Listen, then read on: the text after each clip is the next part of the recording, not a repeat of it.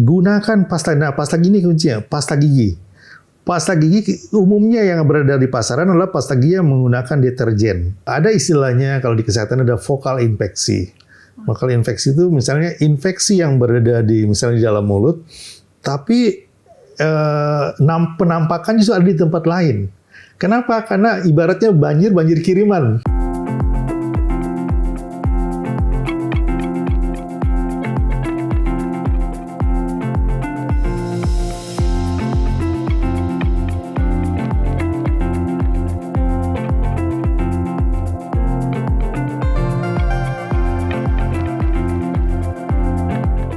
Assalamualaikum warahmatullahi wabarakatuh. Senang sekali saya Andrea Ririn Karina dapat kembali menjumpai Anda dalam program Unhas Sehat. Pemirsa, bulan Ramadan menjadi momen istimewa bagi umat muslim untuk meningkatkan ibadah dan menjaga kesehatan tubuh. Namun saat berpuasa, perubahan pola makan dan juga berkurangnya produksi air liur dapat menjadi suatu masalah bagi kesehatan mulut dan gigi. Lantas, bagaimana cara menjaga dan merawat gigi dan mulut pada bulan Ramadan ini? Dan seperti apa kebiasaan yang seharusnya dilakukan agar kesehatan mulut dan gigi kita bisa tetap terjaga dengan optimal? Untuk menjawab pertanyaan-pertanyaan tersebut, di episode kali ini kita akan membahas cara menjaga kesehatan mulut dan gigi di bulan Ramadan. Saat ini telah bergabung bersama kami Dr. Ketua Persatuan Dokter Gigi Kota Makassar. Ada Dr. Eka Irwansyah, Dokter Gigi MKes, spesialis ortodonti subspesialis, kelainan tumbuh kembang konsultan. Juga sekaligus dokter spesialis Rumah Sakit Gigi Mulut, Pendidikan Universitas Hasanuddin. Assalamualaikum, Dok. Waalaikumsalam warahmatullahi wabarakatuh. Bagaimana kabarnya hari ini? Alhamdulillah baik, Mbak Ririn. Alhamdulillah baik ya, Dok. Sebelum kita lanjut untuk membahas bagaimana sih cara merawat dan menjaga kesehatan mulut dan gigi kita di bulan puasa ini, Dok, mungkin bisa diceritakan sedikit tentang keseharian dokter sebagai dokter spesialis ortodonti secara khusus di Rumah Sakit Gigi dan Mulut Universitas Hasanuddin. Oke. Makasih. Yang pertama dulu saya ingin ucapkan selamat atas hadirnya. Saya ini pertama kali hadir di sini ya. Ternyata saya baru tahu juga, wah Unhas keren juga nih punya tim televisi ya. Ini bisa untuk mengedukasi dan mempromosi hal-hal yang terjadi di Unhas. Oke, kita kembali ke laptop. Ya, hubungannya tadi dengan Ramadan ya. Iya. Dengan Ramadan. Ya, tantangan utama dalam bulan Ramadan itu ketika orang berpuasa adalah bagaimana dia bisa menjaga pertama badannya tetap fit, yang kedua kesehatan yang bikin sering terganggu kesehatan rongga mulutnya ya, orang bisa mungkin tentu paling umum itu bau mulut. Nah, bau mulut itu biasanya kondisinya kalau misalnya mulut kering. Nah ini bagaimana, sudah benar sekali tadi Mbak Ririn bilang bagaimana menjaga mulut itu tidak kering. Nah itu tantangannya. Ya, langsung dijelaskan atau lagi? Ya. Sebelum kita lanjut lebih jauh nih, Dok, mungkin kesehariannya sebagai dokter spesialis ortodonti itu seperti apa, Dok? Oh iya, sorry, saya kelewat tadi. Ya, keseharian saya memang sehari-hari kalau di pagi biasanya itu saya aktif di Rumah Sakit Gigi dan Mulut ya. Di sana saya membimbing calon-calon dokter gigi spesialis ortodonti. Ya, apalagi sekarang ini sedang sibuk-sibuknya banyak residen baru, residen yang sudah senior juga ya, itu yang harus kita bimbing. Tapi di luar itu saya juga praktek mandiri di Eka Irwansyah Orthodontic Center, ya. Dan saya juga aktif di organisasi. Tadi sudah disebutkan di awal PDGI Kota Makassar. Kalau di nasional saya juga aktif di PDGI Pusat. Ya. Oke, baik, Dok. Cukup padat ya, dan cukup banyak juga kegiatannya ya, Dok. Yeah. Oke, berbicara soal cara merawat gigi dan mulut nih, Dok. Sebenarnya yang paling urgent sekarang itu terkait dengan isu-isu gigi dan mulut itu seperti apa, Dok? Ya, oke. Kalau terkait isu-isu kesehatan gigi dan mulut ya, sampai saat ini berdasarkan hasil riset kesehatan nasional yang terbaru itu memang masalah gigi dan mulut itu masih pada kerusakan gigi dan gusi, walaupun sudah mulai berkurang dibanding 5 tahun sebelumnya. Ya, jadi kalau dulu memang paling menjadi momok itu gigi berlubang, gusi yang rusak. Nah, tapi alhamdulillah dengan kemajuan sekarang, masyarakat juga sudah mulai lebih teredukasi, sehingga tingkat kerusakan gigi dan yang tadi itu sudah mulai berkurang di riset yang terbaru. Nah, tapi masih jauh dari standar yang seharusnya. Karena di pelayanan BPJS juga laporan, kebetulan saya juga sebagai tim kendali mutu kendali biaya BPJS ya. Jadi saya tahu kasus apa yang paling banyak dibiayai oleh BPJS untuk urusan gigi dan mulut. Dan masih menjadi momok itu adalah masalah gigi berlubang yang terinfeksi. Nah, itu masalahnya. Oke, Dok. Kalau kita melihat dari penjelasan dokter tadi, untuk anjuran perawatan gigi ini agar tetap sehat dalam kehidupan sehari-hari, mungkin di setiap harinya itu seperti apa, Dok? Ya, tentu tidak lepas dari menjaga kebersihan mulut ya. Kalau dulu kan orang ke dokter gigi itu nanti sakit giginya baru datang ke dokter gigi. Kalau sekarang disarankan jangan tunggu sakit karena ada pemeliharaan, ibaratnya mobil. Mobil itu kan 3 bulan atau paling lambat 6 bulan sekali harus ke bengkel untuk perawatan rutin. Bukan nanti ada ngadat atau ada masalah baru ke bengkel. Nah, gigi juga seperti itu. Oke, Dok. Jadi ada pemeliharaan rutinnya. Di samping sehari-hari juga setiap orang juga melakukan perawatan rutin. Oke, Dok. Saya juga penasaran nih, Dok. Kan ini kita berbicara tentang perawatan gigi. Nah, lantas bagaimana perawatan gigi bagi orang-orang yang mungkin menggunakan behel, Dok? Apakah ada perawatan khusus yang dilakukan atau cara-cara yang lebih ke khusus sih untuk perawatan gigi ini? Iya, kalau dihubungkan dengan behel memang lebih spesifik ya. Karena tidak pakai behel saja, biasanya beberapa orang kesulitan untuk melakukan pemeliharaan kesehatan gigi mulutnya. Tidak semua orang punya kemampuan loh untuk melakukan sikat gigi. Saya kadang beberapa pasien saya suruh ulang, saya sampai mengajarkan di tempat praktek itu coba ulang lagi. Ternyata banyak juga orang yang salah cara sikat giginya. Oke, mungkin bisa berbagi tips, Dok. Cara untuk menyikat gigi yang benar itu seperti apa? Memang ada beberapa metode, tapi saya tidak terlalu secara spesifik misal menyebutkan teorinya ya. Paling tidak gigi depan itu, jadi bukannya digeser gitu ya, tapi harusnya kayak dicungkil gitu, tapi di dalam. Karena kalau kita kayak menggergaji itu lama-lama akan terjadi lubang di leher giginya. Nah, itu juga samping, jadi kayak kita mencungkil gitu. Boleh kita menggosok, tapi jangan terlalu lama. Tapi umumnya kita dari kecil dulu selalu gosok. Nah, itu yang lebih sering, padahal bukan begitu sebenarnya. Oke, mungkin pemirsa Nas TV banyak yang belum tahu bagaimana sebenarnya cara menggosok gigi yang benar. Nah, tips dari Dokter Eka ini sangat bermanfaat bagi kita. Kita lanjut, Dok. Mungkin ketika berbicara tentang behel nih, Dok, sebenarnya tujuan penggunaan behel ini sendiri itu seperti apa, dan mungkin kapan sih seharusnya kita menggunakan behel? Karena sebagaimana beberapa waktu lalu kita berbincang, Dok, katanya sudah manfaatnya sudah beralih dari ada yang sebenarnya manfaat terakhir diutamakan. Oke, dari Dok sendiri bagaimana? Ini pertemuan kedua kita ya, kita membahas tapi tidak apa-apa, mungkin ada yang baru. Jadi kalau alasan orang sekarang semakin banyak menggunakan behel dibanding dengan 10 tahun yang lalu, itu memang mulai bergeser. Awalnya lebih ke arah untuk mencapai kesehatan gigi ya.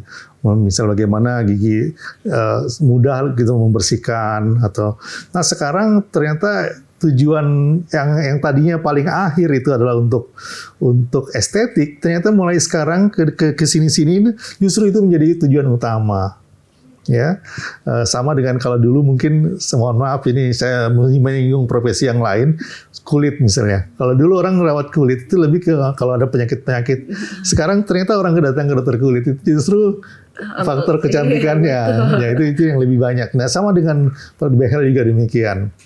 Jadi saya sudah pernah singgung sebelumnya, setidaknya 8 hal yang menjadi alasan orang untuk melakukan atau meminta perawatan dengan ortodontik atau perawatan dengan behel.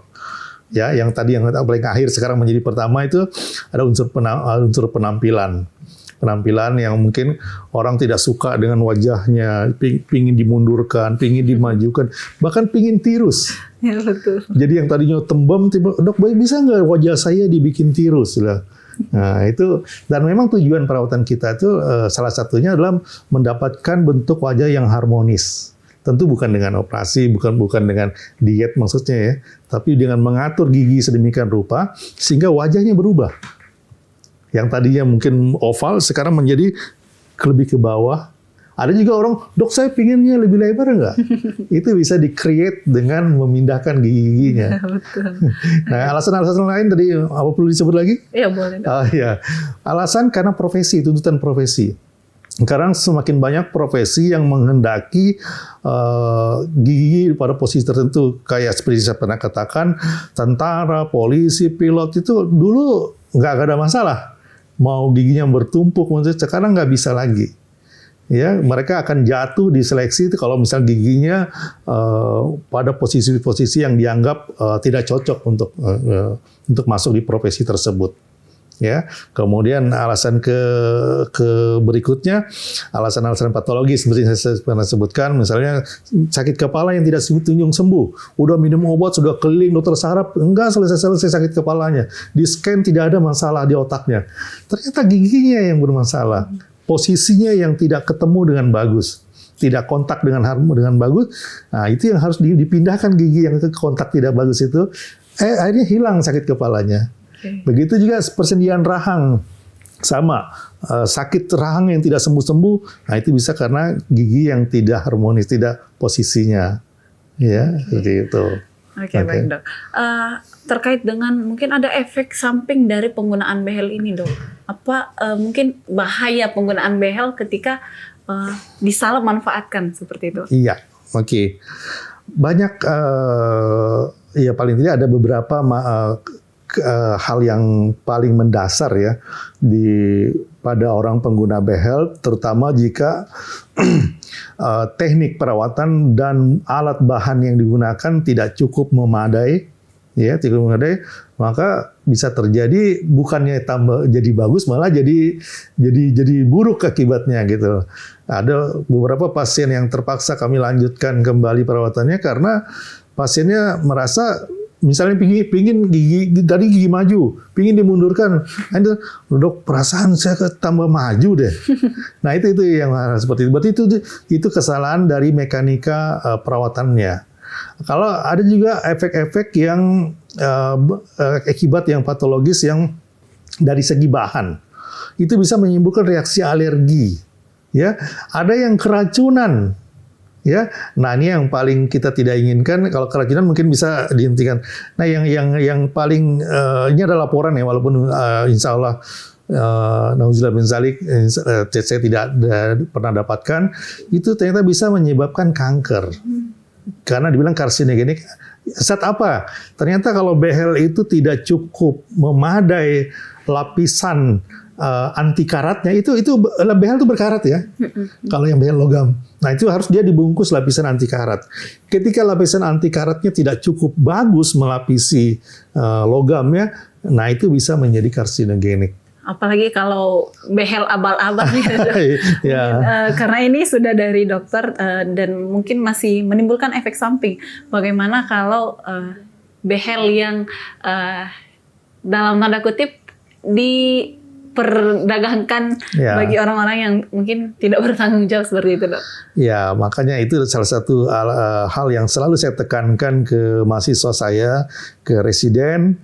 Kalau kalian sudah jadi spesialis, sangat-sangat hindari untuk menggunakan behel yang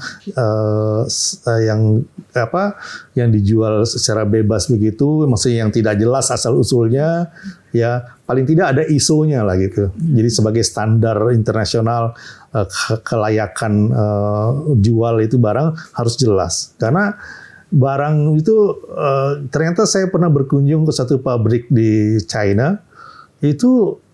Wah, kalau memang mau jahat itu gampang banget itu. Jadi barang itu bisa diproduksi asal-asalan atau mau diproduksi secara benar tuh sangat memungkinkan. Oke, Dok. Ya.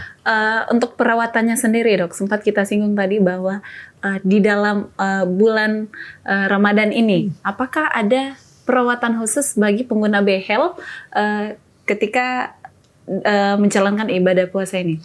Ya, oke. Ya itu bagusnya yang pertama.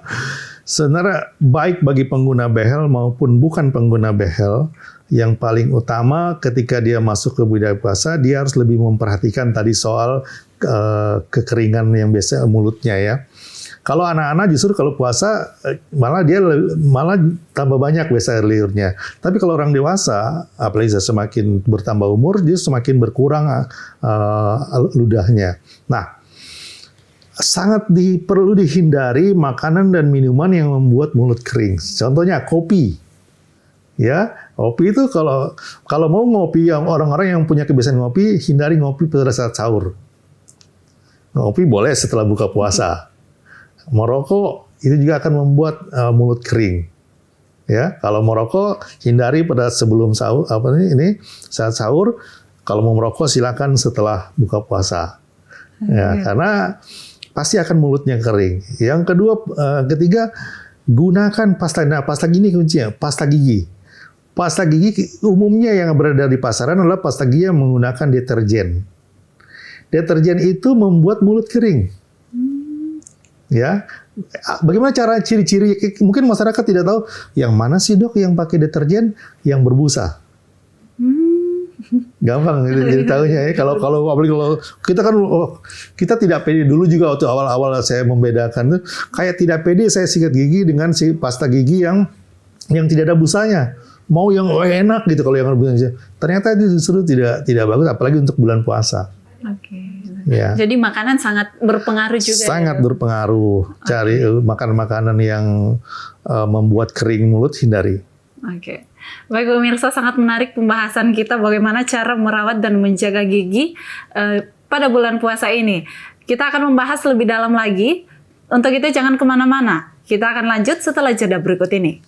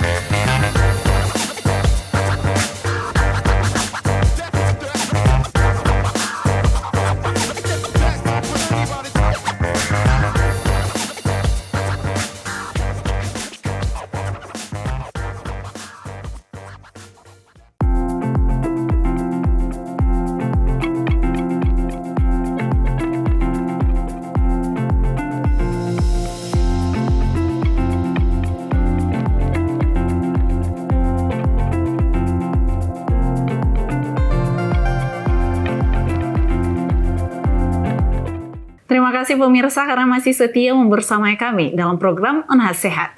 Kita akan lanjut membahas bagaimana cara menjaga dan merawat kesehatan gigi dan mulut di bulan puasa. Baik Dok, kita sering mendengar nih Dok bahwa saat berpuasa dan memang faktanya mulut itu kering.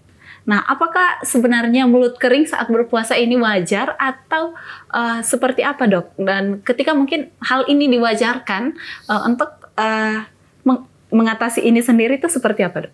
Ya, Ya, kenapa bisa mulut kering biasanya, terutama kalau kita berpuasa, karena aktivitas mulut kita menjadi jauh berkurang. Orang kalau melamun saja itu biasanya juga, atau kita nonton film lama gitu, menganga gitu, itu juga akan mengering. Jadi makanya kenapa puasa? Karena apalagi namanya itu tadi aktivitas mulut kita, apakah itu karena faktor makan, kita menjadi tidak ada asupan makanan, akhirnya kita tidak terpancing untuk keluar lidah. Nah, begitu juga dari faktor mekanik bicara itu berarti lidah tidak bergerak gitu. Makanya ini juga terutama bagi yang Muslim ada anjuran itu basahi lidahmu dengan membaca Al-Quran. Ya, karena kalau lidah bergerak maka dengan sendirinya lidah bukan ini. Ya tentu juga apalagi namanya. Ya mungkin bagi secara umum mungkin dengan bernyanyi, dengan bersiul, atau apa. Intinya kalau lidah digerakkan itu biasanya akan merangsang saliva atau ludah keluar. Oke, baik dok. Untuk menggosok gigi sendiri nih dan melakukan perawatan gigi lainnya, katanya ini seringkali dianggap membatalkan puasa dok. Menurut sudut pandang dokter sendiri nih, bagaimana sih ketika kita melihat ini dari sudut pandang medis? Apanya yang ketika kita menggosok gigi katanya dianggap membatalkan puasa. Ya, saya kira saya tidak kompeten untuk soal batal tidak batal ya. Tapi yang saya tahu bahwa menurut informasi yang saya dapatkan juga bahwa tidak batal karena kita tidak menelannya gitu. Selama itu tidak masuk ke dalam kerongkongan kita, melewati kerongkongan kita, itu tidak membatalkan puasa gitu. Itu yang saya anggap. Tapi saya kira perlu divalidasi oleh agamawan ya. Nah, sebagaimana yang kita ketahui dok bahwa umat Muslim itu dianjurkan untuk berbuka dengan yang manis-manis. Ya. Dan memang faktanya ketika kita berbuka itu pastinya dengan yang manis-manis. Ya. Nah, ini dok, apakah ada makanan atau minuman yang perlu dihindari saat bulan Ramadan untuk bisa tetap mempertahankan kesehatan gigi dan mulut kita? Ya, sudah benar itu ya. Jadi saya disitulah kita kagumnya pada agama. Tidak ada kajian apa gitu pelajar dulu ketika dianjurkan berbuka puasa dengan yang manis. Kenapa? Karena kita sudah berpuasa sekitar 12 jam itu kadar gula darah kita menjadi jauh tuh menurun ya, menurun. Nah, jadi untuk yang paling cepat menormalkan, meningkatkan kembali adalah asupan gula. Ya, makanya kenapa kita dianjurkan berbuka dengan yang manis. Oke. Ya. Oke. Oke, dok. Secara umum ini kan kita melihat bahwa apakah ada perbedaan kondisi dan mungkin struktur gigi dari orang yang menggunakan behel dengan tidak menggunakan, atau apakah ada dampak signifikan nih dok, terutama dalam menjalankan ibadah puasa? Mungkin yang pakai behel agak kesulitan, atau mungkin produksi air liurnya itu lebih kurang dibandingkan orang yang tidak menggunakan behel, atau seperti apa dok? Ya sebenarnya relatif sama saja. Bahwa menjadi lebih sulit itu ya sebenarnya beda, sama saja, karena toh yang penting kalau dia sudah terbiasa melakukan sikat gigi pada saat sebelum bulan puasa, ya pasti dia akan lanjutkan lagi kebiasaan-kebiasaan tersebut pada saat bulan puasa. Intinya menurut saya mau pakai behel atau tidak pakai behel, hindari menggunakan pasta gigi deterjen, itu menurut saya. Karena di ini juga untuk pengguna behel itu justru dia ada pasta gigi khusus, membuat giginya jadi licin, membuat behel-behel itu jadi tidak gampang makanan melekat di situ. Jadi ada pasta gigi khususnya. Oke, dok. Ya. Melihat hal tersebut, apakah ada keterkaitan antara kesehatan tubuh dengan secara keseluruhan dengan kesehatan gigi dan mulut, dok? Oh banget, jadi berkaitan banget, karena ada istilahnya kalau di kesehatan ada vokal infeksi. Vokal infeksi itu misalnya infeksi yang berada misalnya di dalam mulut, tapi penampakan justru ada di tempat lain. Kenapa? Karena ibaratnya banjir kiriman. Jadi pernah ada seorang dokter spesialis yang justru dia dioperasi operasi jantung karena ternyata infeksi di giginya ya bakteri yang menginfeksi giginya masuk ke aliran darah, bercokol di jantung. Sehingga dia memberikan efek kerusakan di jantung. Terpaksa dia jantungnya dioperasi. Nah itu namanya vokal infeksi. Dan bukan hanya di jantung, bisa di otak, bisa di hati, bisa di mana-mana. Jadi itulah hubungannya. Oke, Dok. Ya. Jadi sangat berpengaruh ya. Sangat. Oke, Ya. baik Dok. Mungkin kalau kita melihat nih Dok, sebenarnya apa sih tantangan dalam perawatan gigi dan mulut ini ketika kita berpuasa, Dok? Ya, tantangannya itu tadi ya, tantangannya bagaimana kita menjaga seperti tadi Mbak Ririn bilang, tidak semua orang bisa ya menjaga itu mulutnya tetap dalam kondisi normal, maksudnya ludah tercukupkan, pasti orang keluhannya aduh jadi kering mulutnya, ya terpaksa harus kumur-kumur, sering-sering kumur, ya syukur kalau cuma benar-benar kumur, jangan sampai cuma asalan ternyata ada seteguk dua teguk yang dikumur, nah itu orang Makassar bilang kalasi nih bahasanya. Jadi tantangannya di situ sebenarnya, ya. Oke, Dok. Jadi sedikit lagi, boleh. makanya disarankan pada saat bersahur itu konsumsi air yang banyak. Konsumsi air yang banyak supaya asupan, bahkan kalau tidak makan ini, kayak saya juga selama ini kalau puasa saya sudah tidak makan, jadi hanya minum 1 gelas air besar, ya sudah tidak cukup terus untuk sampai berbuka puasa. Oke, Dok. Selain tadi yang disampaikan bahwa tantangannya ini berasal dari diri kita sendiri ya, Dok. Ya. Nah, selain dari untuk menjaga kesehatan dan menjaga perawatan agar gigi dan mulut kita ini tetap sehat, itu menjaga pola makan dan juga menggosok gigi. Nah, selain itu Dok, apakah ada tips lain yang mungkin bisa membantu kita untuk menjaga dan merawat gigi, kesehatan gigi dan mulut kita? Oke. Tips, bagus nih pertanyaannya. Tips ya, apalagi menjelang masuk bulan puasa, saya sangat menyarankan kepada siapapun yang ingin lebih khusyuk puasanya, selain tadi soal faktor makanan, soal faktor pemeliharaan, sebaiknya di momen-momen minggu-minggu ini melakukan persiapan kebersihan mulut. Nah, itu dalam hal ini kalau ada giginya lubang terinfeksi, ditambal dulu, dirawat dulu supaya nanti ketika bulan puasa itu tidak mengganggu gitu. Begitu juga gusi. Sebaiknya dilakukan pembersihan gigi dan gigi.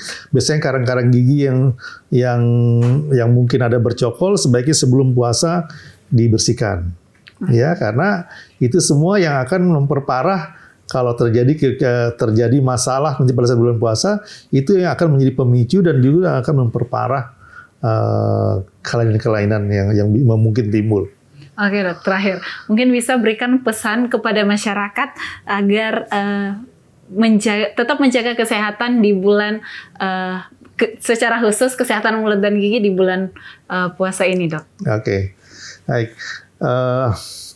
Jadi pertama saya berikan selamat memasuki bulan puasa. Semoga ibadah kita diterima oleh Allah Subhanahu wa taala, dan untuk persiapan kesehatan kita, gigi dan mulut memang menjadi faktor yang juga akan sangat berpengaruh pada kelancaran beribadah kita. Kita tentu tidak nyaman jika kita merasa gigi dan mulut kita ada satu kelainan, itu akan mengganggu konsentrasi kita. Oleh karena itu, sebelum bulan puasa ini, lakukan pemeriksaan, lakukan peningkatan kesehatan memasuki bulan puasa. Ya, jadi bukan hanya persiapan rohani, ya, persiapan jasmani juga harus kita lakukan gitu. Jadi ada yang gusinya yang mungkin masih rusak atau mungkin masih bermasalah. Nah, sekarang waktunya untuk dibersihkan supaya nanti ketika bulan puasa itu tidak ada lagi masalah-masalah yang mungkin mengganggu. Oke, Ya. Baik pemirsa, sangat menarik pembahasan kita pada pagi hari ini dengan kita mengetahui bagaimana cara merawat gigi dan mulut di bulan suci Ramadan ini. Sangat luar biasa pembahasan dari Dr. Eka terkait dengan perawatan dan proses menjaga kesehatan mulut dan gigi ini. Untuk itu kami ucapkan terima kasih kepada Dr. Eka atas waktu dan kesempatannya untuk berbincang bersama kami dalam program Unha Sehat.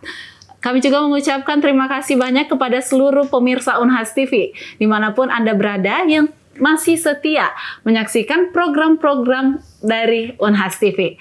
Untuk itu, sebagai akhir kata, saya Andrea Reren Karina mewakili seluruh kru yang bertugas. Pamit undur diri dan sampai jumpa di Unhas Sehat berikutnya.